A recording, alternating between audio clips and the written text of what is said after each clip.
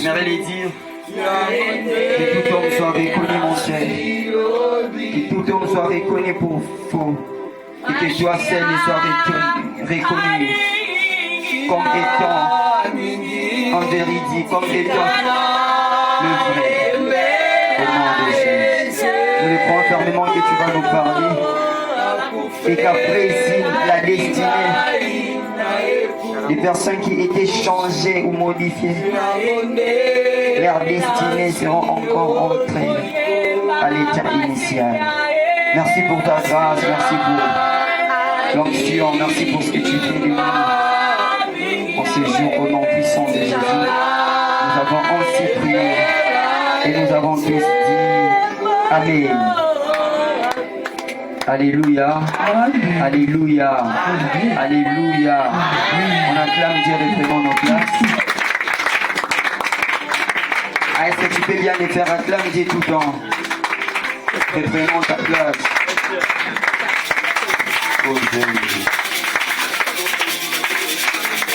Et bien, mesdames et Seigneur, je rends grâce à Dieu pour cette matinée. Je dis un grand merci à l'Éternel, lui qui nous a encore accordé sa grâce. Je vais dire à un enfant de Dieu qu'aujourd'hui nous sommes les 11. Cela on ne doit pas oublier, encore moins ignorer. Mais je vais nous le dire que si nous sommes là en vie, c'est tout simplement parce que l'Éternel l'a voulu. Ce n'est pas parce que nous sommes des chrétiens, encore moins parce que nous prions. Mais c'est la grâce de l'Éternel. Je vais dire à un enfant de Dieu que tu es sélectionné parmi les personnes vivantes aujourd'hui. Tout simplement parce que Dieu est de ton côté. Alléluia. Amen. Et j'aimerais te le dire que tu dois rendre à Dieu grâce à chaque instant. Je dis un grand merci à notre papa, l'apôtre Franck, pour la marque de confiance, afin d'agréer ces grands thèmes qui est en train de nous pousser d'abord à penser sur notre avenir et non de nous concentrer que sur nos passés ou même de notre présent. Mais l'Éternel a voulu qu'il puisse agréer ces grands thèmes. J'ai dit aussi un grand merci à l'auteur des thèmes que l'Éternel puisse les bénir. Un grand merci aux hommes des dieux présents dans la salle. Je suis vraiment honoré de votre présence. Que les grands rois puissent encore vous bénir au nom de Jésus. Que Dieu puisse bénir les intercesseurs qui sont dans la salle, les protocoles,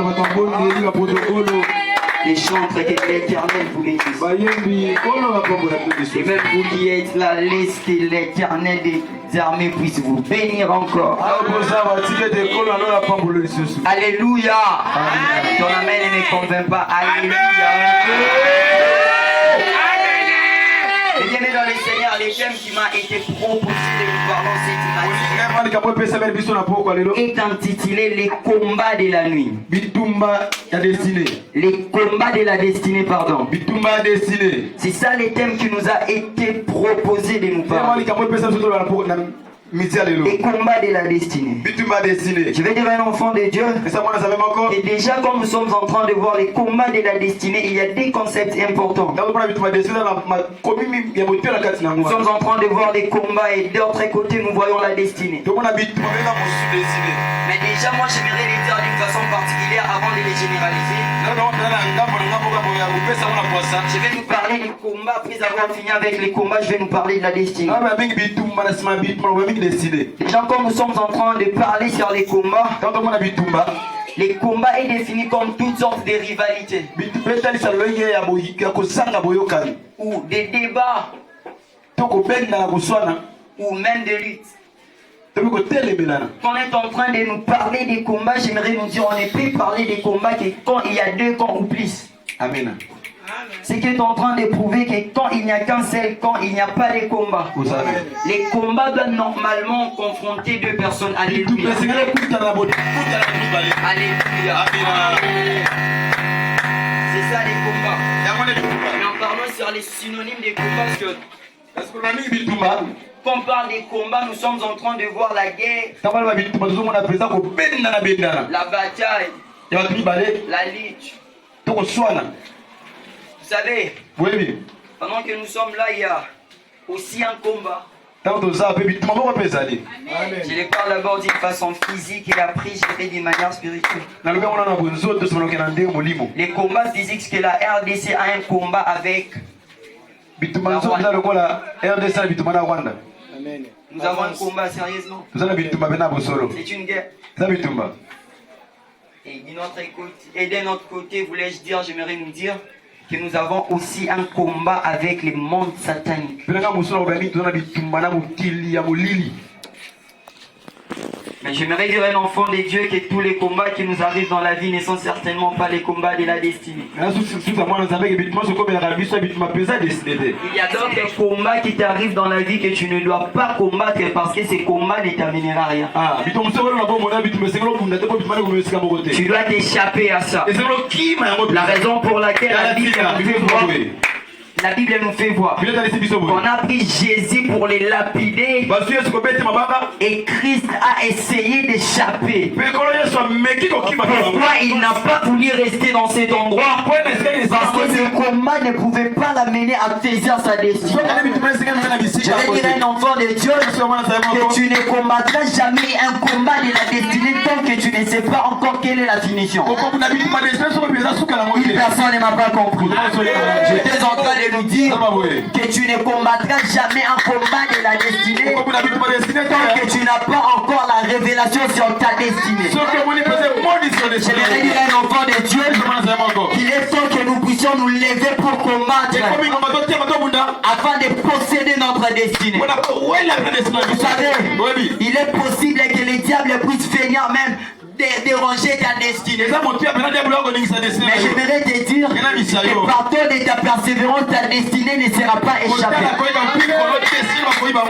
Même ta destinée ne sera pas changée. Je vais dire à un enfant de Dieu, sois fort et persévérant jusqu'à ce que tu puisses battre les démons, les géants afin de posséder ta destinée.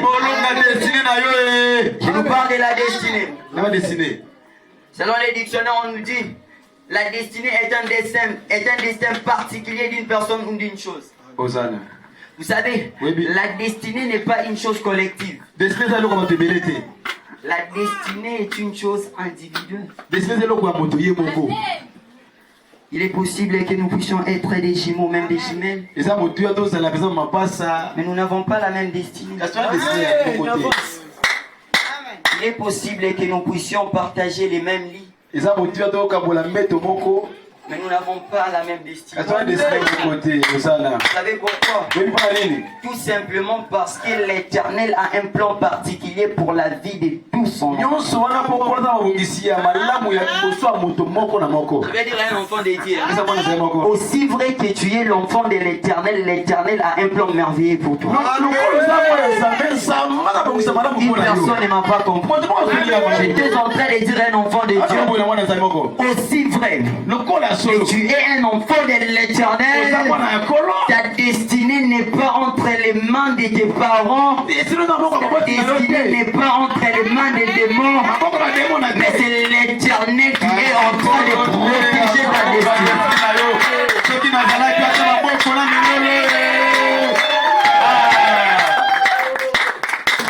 Ne dis jamais que nous tous nous sommes en train de faire les fils indiens. Jamais. Jamais. Ma destinée n'est pas la destinée de mon frère. Ma destinée n'est pas la destinée de mes sœurs. La raison pour laquelle on pouvait voir un enfant au nom de Joseph qui était encore dans sa famille. Et pendant qu'il était dans sa famille, la destinée était en train de l'appeler. Mais ils tous pouvaient être des frères. La Bible nous fait voir que la destinée de Joseph a placer des tumultes même dans ses frères. Je vais dire un enfant de Dieu. Tu sais, quand tu as une destinée puissante, ta vie ne sera qu'une vie de combat. C'est pour cela que je vais dire un enfant de Dieu que les combats qui t'arrivent, ce sont les combats événements de la vie d'une personne. Soit d'abord prédestiné et prédéterminé d'une manière ou d'une autre. Mais là, j'aimerais un peu nous parler de la prédestination et de la prédétermination. Parce que quand on nous dit prédéterminé, cela veut tout simplement dire quelque chose qui est prévu ou décidé à l'avance avant que les événements ne se produisent. Vous savez, ta destinée a déjà été prévue avant même que tu ne sois conçu dans les seins de ta mère. Apparemment, il y a des absents dans la salle. Soyons là. Alléluia. Vous savez, je vais nous les prouver. Et la destinée ne vient pas parce qu'on a prophétisé pour toi. Et la bonne destinée ne vient pas parce qu'on t'a scellé dans la présence de l'Éternel. La Bible nous fait voir avec Jérémie. L'Éternel a dit à Jérémie, moi Jérémie, moi l'Éternel, je t'ai choisi avant que tu ne sois dans les ventres de ta mère. Je suis un enfant de Dieu, que les plans des ennemis dans ta vie ne te feront rien parce que tu es l'Éternel. Il t'a choisi. Ton amen ne te trompe pas. Peu importe ce qui t'arrivera dans la vie, n'aie pas peur. L'Éternel te connaît, l'Éternel t'a choisi et l'Éternel t'a élu. Je veux dire un enfant de Dieu. Nous ne sommes pas seulement des appelés. Parce que les appelés n'ont pas de oui. Mais je veux dire un enfant de Dieu que nous aujourd'hui, nous sommes les élus parce que nous avons vu que la destinée de Dieu est en train de nous pousser afin que nous soyons honorés.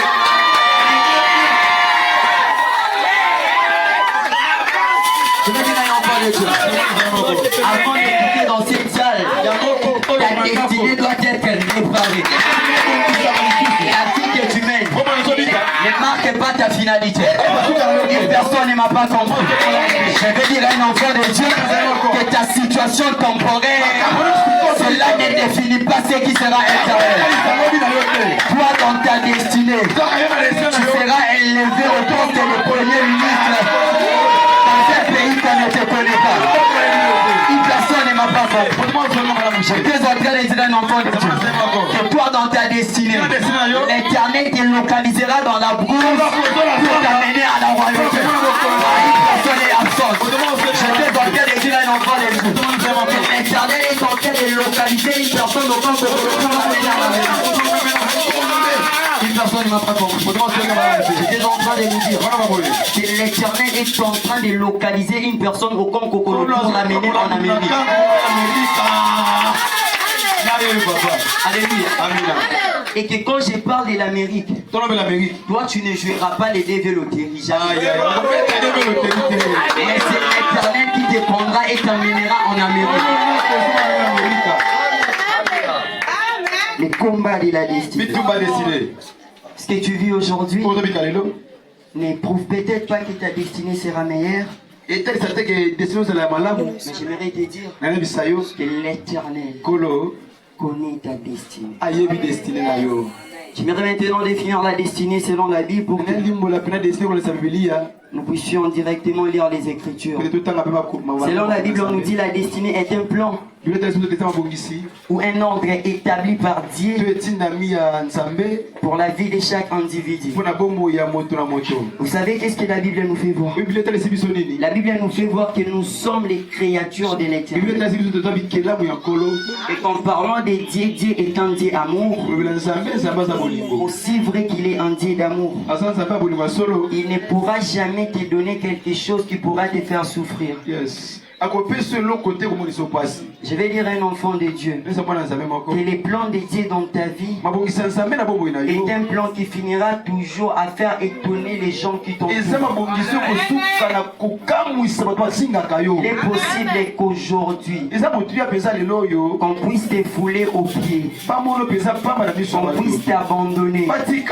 Mais j'aimerais te dire que l'Éternel est en train d'annoncer une saison où tous ceux qui avaient cherché deviendront ton marchepied. Personne ne m'a pas compris. C'est la maman là qui était en train d'attendre que tu puisses chuter. L'Éternel est en train de la prendre pour qu'elle soit ton marchepied, afin que tu puisses saisir ta destinée. L'Éternel est avec toi. Mais seulement tu dois endurer avec le combat de la destinée. Eh bien, mesdames les seigneurs, maintenant nous parlons du combat de la destinée. Je nous ai parlé des combats, je nous ai parlé aussi de la destinée. Il est temps pour moi de les coaliser. Alléluia. Amen. Quand on nous dit le combat de la destinée, ce que nous devrions comprendre, que c'est un combat qui est lié à la destinée. Et en parlant de la destinée d'une manière trop simple pour que nous puissions vraiment comprendre, la destinée, c'est ce que l'on pourrait devenir. C'est ce que l'Éternel a projeté pour chaque personne. Quel est le combat que tu dois combattre pour vaincre ta destinée? Mais bien, mais dans les Seigneurs, il y a des combats dans la vie que tu dois toujours t'efforcer à cela. Pourquoi? Pour que l'Éternel puisse t'aider. Alléluia. Amen. Nous allons nous lever pour honorer la parole de l'Éternel. Très rapidement, je suis dans le livre d'Éphésiens chapitre 6. Le verset 2, il est écrit. Pardon, j'étais en train de nous dire.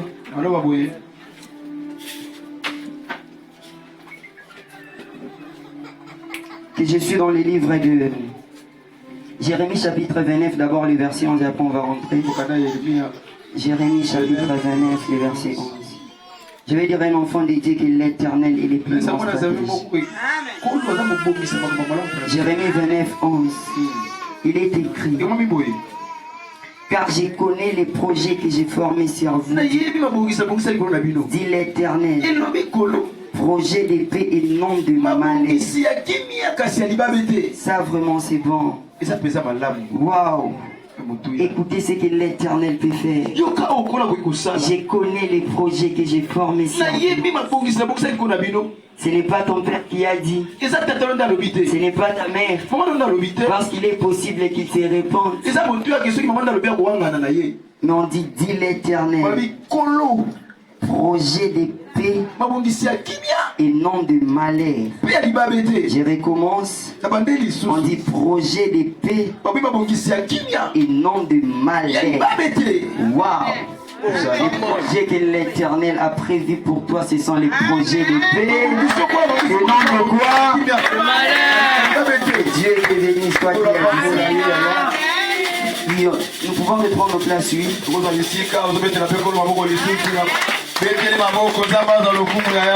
sommes encore rentrés dans les versets que je voulais dire.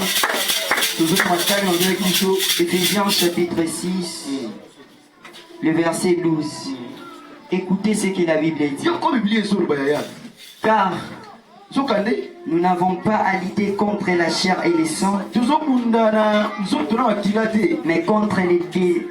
mais contre les dominations,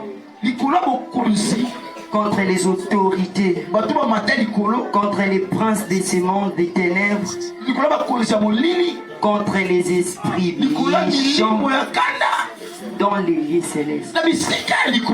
Déjà partant de ces deux versets, nous pouvons parler des combats et de la destinée. Je vais dire à un enfant de Dieu, c'est Paul qui est en train de parler aux chrétiens de l'Éphèse. Il est en train de leur dire que non, il n'est pas important de combattre avec les sangs ou la chair. Non, non, non. Ce n'est pas quand on te dit que ton oncle là est un sorcier, tu vas avec la machette. Ce n'est pas ça, s'il vous plaît. Ce n'est pas quand on te dit, oh non, c'est lui qui est en train d'être ensorcelé. Toi aussi tu vas, non, je vais seulement... Notre combat n'est pas un combat qui est en train de lier les sangs ou la chair. Mais c'est un combat qui est d'abord spirituel. Elle te dit cela est éternel. Je vais dire un enfant de Dieu. Et ce que Dieu te dit aujourd'hui, cela ne changera jamais. Peu importe la technologie. Destinée est dans le futur. Je vais dire un enfant de Dieu. Qu'est-ce que tu vois aujourd'hui? Ce n'est qu'une formation. Parce que l'Éternel est en train de te préparer à entrer dans l'éternel. Je vais dire un enfant de Dieu. Que tu ne seras jamais appelé un héros tant que tu n'as pas encore combattu. Pour être appelé héros, tu dois d'abord... Et quand tu seras en train de combattre, j'aimerais te dire une chose. Il ne faut jamais lâcher. Il faut toujours persévérer. Ça ne marche pas aujourd'hui. Je crois que demain ça marchera. Ça ne marche pas demain. Je crois que le lendemain ça marchera. Ça ne marche pas le lendemain. Même le surlendemain ça marchera. Parce que c'est l'Éternel qui m'a dit ça. Si c'était les autres, je pouvais croire que cela c'est déjà perdu. Comme c'est l'Éternel qui l'a dit, ma destinée, je finirai toujours par la posséder. Je vais dire à l'enfant de Dieu, les prophéties ou les promesses que l'Éternel t'a déjà parlé. Laisse-moi te dire que c'est en téléchargement. D'ici là, tu commenceras à toucher ce que Dieu a dit sur toi. Ça ne va pas s'arrêter. Les personnes qui t'avaient humilié, ces personnes qui s'étaient moquées de toi, viendront s'agenouiller. Ils viendront s'agenouiller. Je vais dire à un enfant de Dieu que le Dieu de mes pères est en train de faire des choses qui feront étonner les gens. Je vais dire à un enfant de Dieu qu'il y a un temps que tu deviendras le reflet de la génération. Tu seras un miroir. Je déclare que quand on parlera de la RDC, on te verra. Il y a une personne qui ne me comprend pas. Je ne suis pas en train de dire que quand on parlera de ta famille, mais dis que tu vaincras les combats de la destinée. L'Éternel des armées verra de sorte que quand on parle de la RDC, qu'on ne sait pas d'abord quoi. Alléluia. J'essaie un peu de me flasher ça et je suis toujours dans notre message, c'est une parenthèse. Quand j'étais encore aux humanités, bon, ce qui est vrai, il m'était vraiment trop difficile d'être parmi les 3 premiers. J'étais toujours 5e, 6e, 7e. Mais quand on parlait de notre salle, c'est moi qui étais le reflet de la salle. Je vais dire à un enfant de Dieu que l'Éternel ira prendre un joueur qui n'était même pas dans les remplacements. Une personne ne me comprend pas. J'étais en train de vous dire que l'Éternel ira prendre une personne, un joueur qui n'était même pas proche.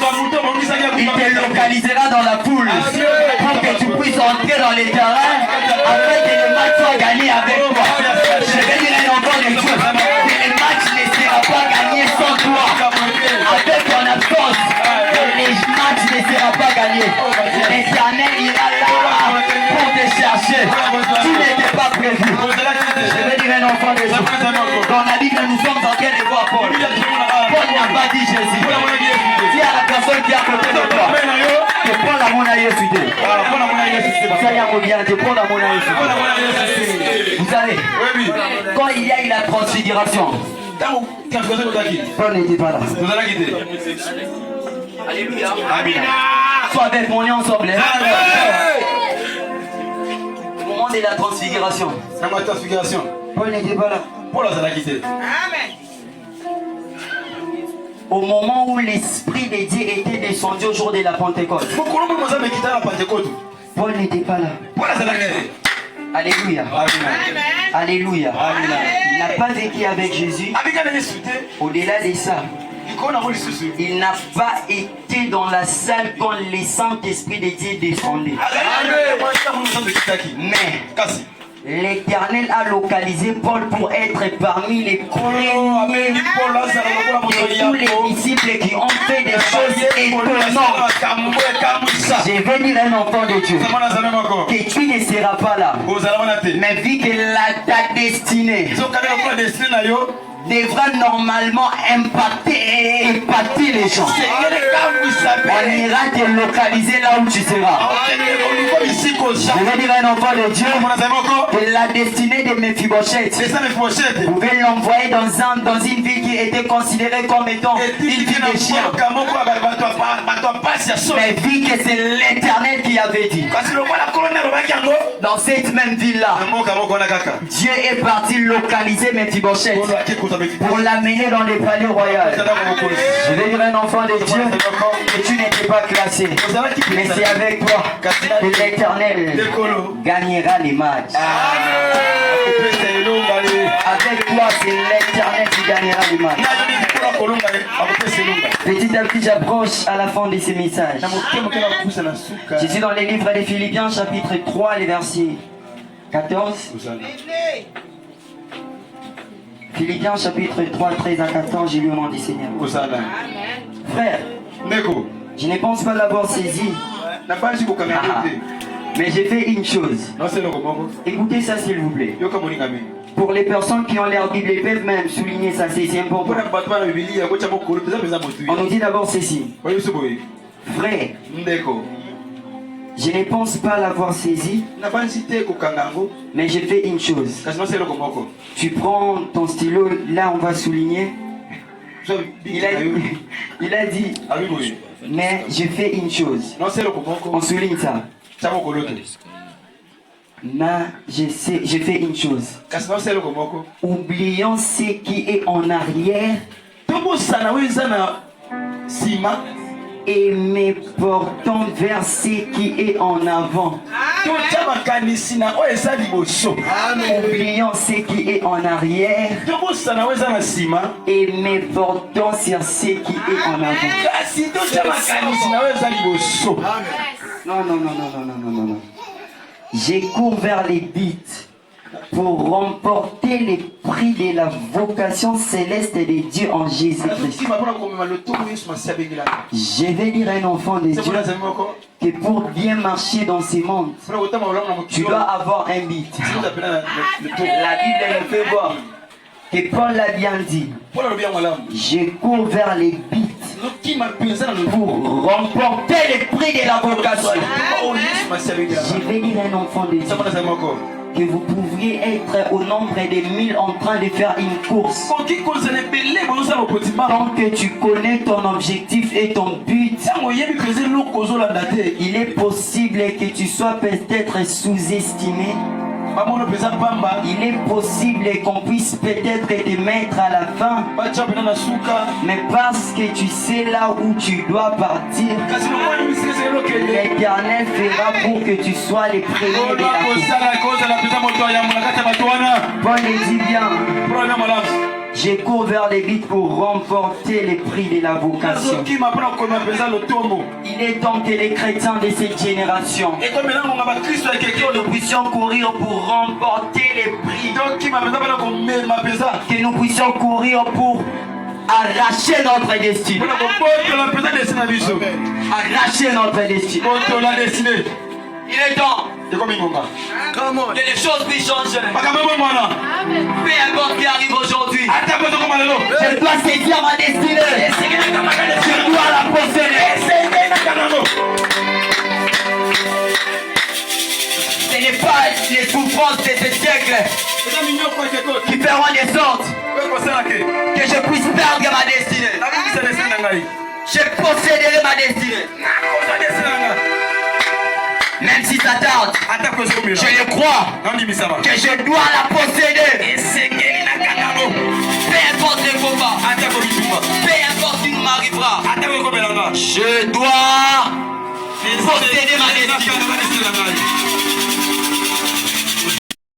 Important, verset qui est en avant. Là, je vous parlerai un peu à la fin. À part cela, mes bienvenus dans les Seigneurs, je vais vous donner quelques exemples les plus motivants et la destinée dans la Bible. On prend Romains chapitre 8, le verset 36, les derniers versets. Romains 8, 37. Protocole, s'il vous plaît, aidez-nous à réveiller ceux qui dorment. Romains chapitre 8, le verset 37. Il est écrit. Mais dans toutes ces choses, nous sommes plus que... Donc, peu importe les combats de la destinée, je ne crains rien. Parce que l'Éternel a dit, dans toutes ces choses, nous sommes plus que vainqueurs. Nous ne sommes pas des vainqueurs, mais nous sommes plus que vainqueurs. Par celui qui nous a aimés. Je vais dire un enfant de Dieu. Que peu importe le combat de la destinée, peu importe le malheur qui t'arrive, la malédiction, les problèmes, les maladies qui viennent. La bonne nouvelle pour toi est que peu importe, au-dessus de toutes ces choses, nous ne sommes pas des vainqueurs. Nous sommes plus que vainqueurs. Pourquoi? Parce que celui qui nous a aimés, et qui est en train de prouver que tu possèdes la destinée, que tu marcheras, que dans ta destinée, c'est l'Éternel qui te la descend. Et les gens, oui, acclamez pour toi.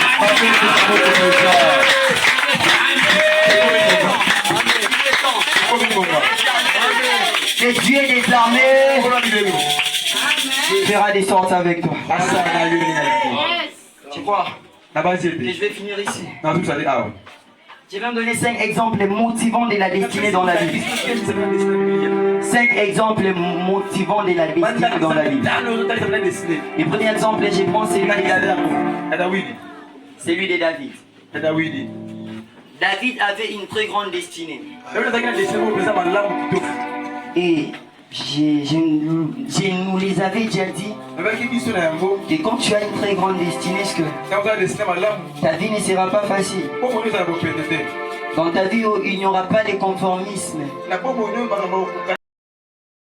Des grandes destinées, leur vie n'a jamais été facile.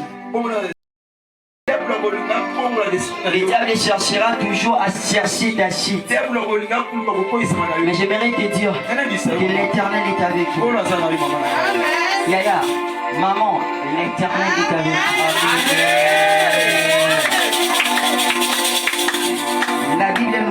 La Bible est en train de nous faire voir que David s'est accroché à Dieu.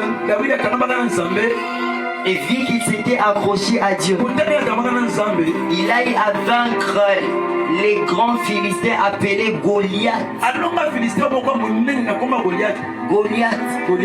Pourquoi? Parce qu'il avait une grande destinée. Je vais dire un enfant de Dieu. Et laisse-moi te dire oui. Ce que tu fais aujourd'hui révèle ce que tu seras demain. David, dans la brousse, il pouvait combattre avec les lions. Ce qu'il avait permis d'aller battre aussi les géants Goliath. Je vais dire un enfant de Dieu. Mais bien aimé dans les Seigneurs, n'aie pas peur de ta vie présente. Parce que cela n'est qu'une formation. Tu dois aller à la gloire. Mais avant de devenir dans la gloire, il y a un principe. Entrer d'abord dans les combats et après les combats. C'est là que l'Éternel te verra. Jusqu'à ce que David était devenu le roi parce qu'il avait vaincu Goliath. En parlant de Joseph, Genèse chapitre 37, 38, 39. Bon, je dirais Genèse chapitre 37, jusqu'au 50e chapitre. La Bible nous fait voir. Joseph avait une destinée de nourrir sa famille dans un pays étranger. La raison pour laquelle il était abandonné. Je vais dire à un enfant de Dieu que les personnes qui t'abandonnent aujourd'hui viendront demain te chercher. Les personnes ne m'ont pas compris. Les personnes qui te rejettent aujourd'hui, demain, elles viendront pour te chercher parce qu'elles auront besoin de ton aide. Je vais dire à un enfant de Dieu que le Dieu de la destinée est là. Et même quand les choses ne marchent pas, ne te dis pas que Dieu t'a laissé. Il est avec toi pour te faire devenir un héros.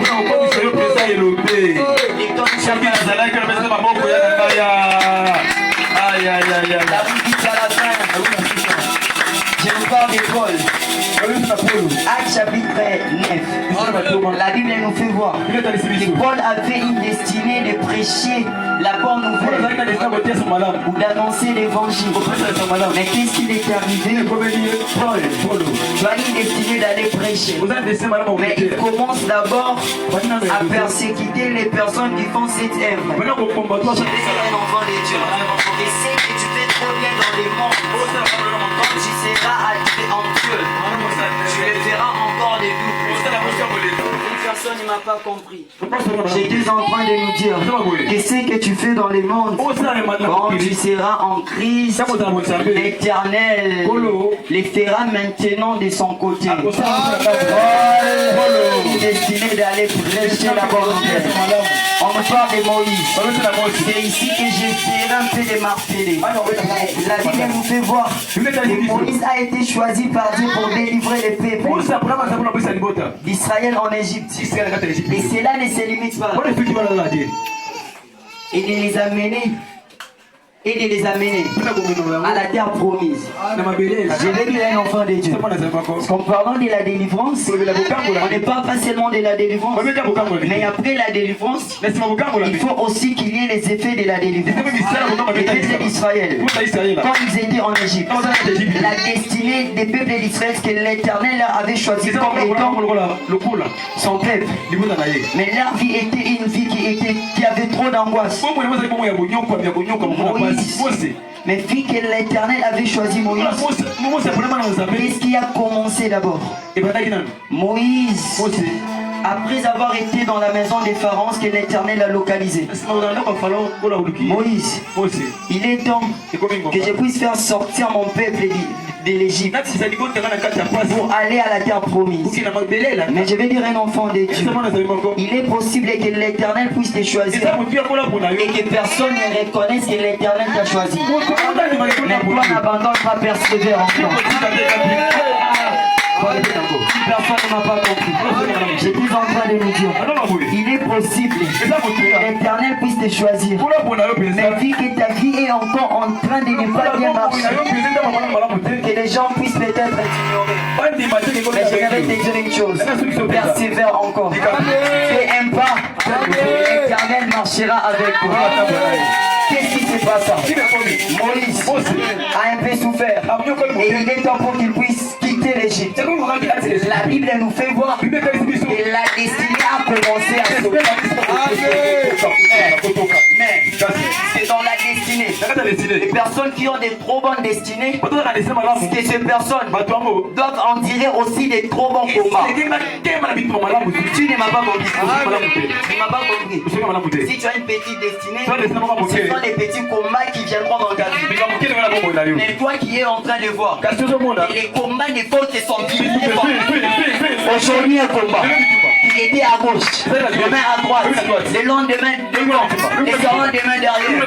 Laisse-moi te dire que ta destinée, tu es proche de saisir ta destinée. Tu as de saisir ta destinée, parce que tu as une destinée qui sera une destinée représentante.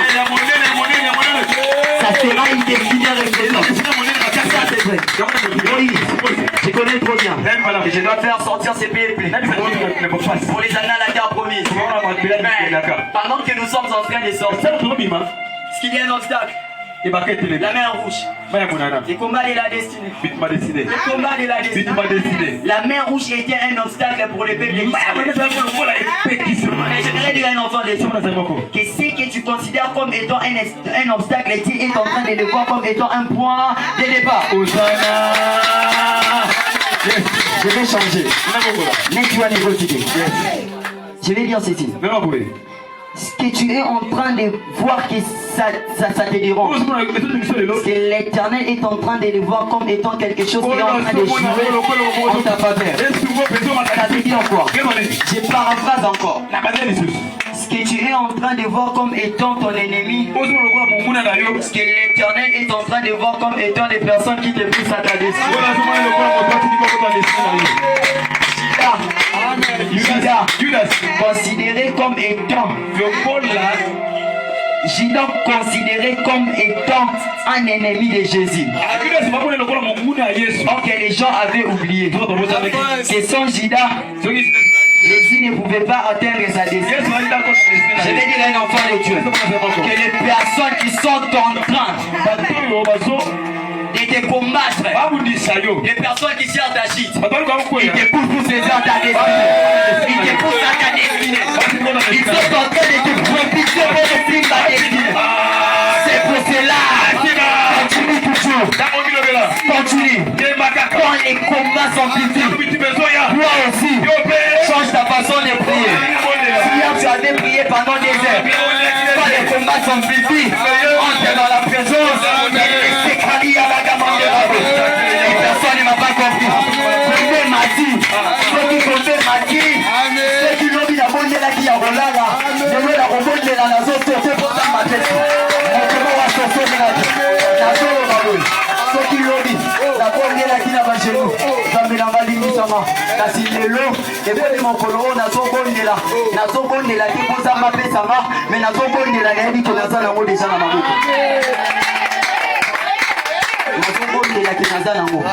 Hier j'ai prié comme étant une personne qui n'en avait pas.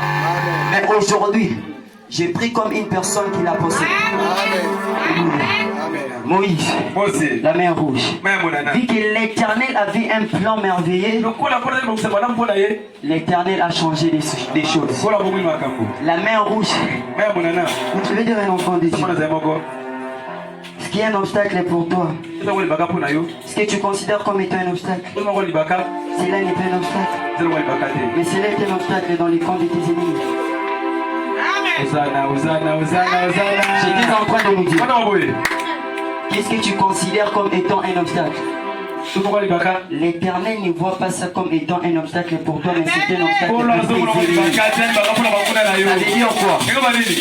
Les ennemis ont cherché à te faire du mal. Ils ont placé les ennemis dans ton chemin. Quand l'Éternel est venu, l'Éternel a aplani ton sentier. Après que tu fis passer, c'est là maintenant que les épines sont rentrées. Ça veut dire, devant la mer rouge, les peuples d'Israël pouvaient bien se passer. Parce que l'Éternel avait une destinée meilleure. Mais quand les Égyptiens viennent, l'Éternel, c'était tous noyés dans l'eau. Je déclare dans le nom de Jésus que ses ennemis sont en train de se noyer.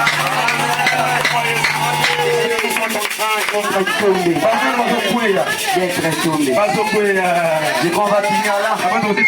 Et un autre exemple de la destinée, c'est Jésus. C'est Jésus. Il avait vraiment une très grande destinée. Et que partant de sa destinée, c'est ce qui fait que nous aussi, que nous puissions parler de sa part. Je vais finir ici. Quelques vérités liées à la réussite d'une bonne destinée. Si bien on a dit des amens. Mais maintenant, il y a aussi les exigences de la destinée.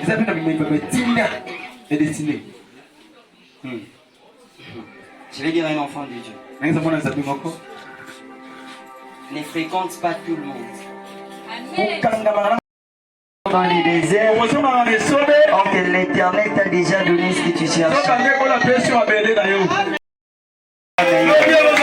Demain, ça sera meilleur. Demain, ça sera meilleur. Demain, ça sera meilleur. Ta destinée demain marchera. Je déclare dans le nom de Jésus que tu as vaincu le combat de la destinée. L'Éternel est en train de t'élever.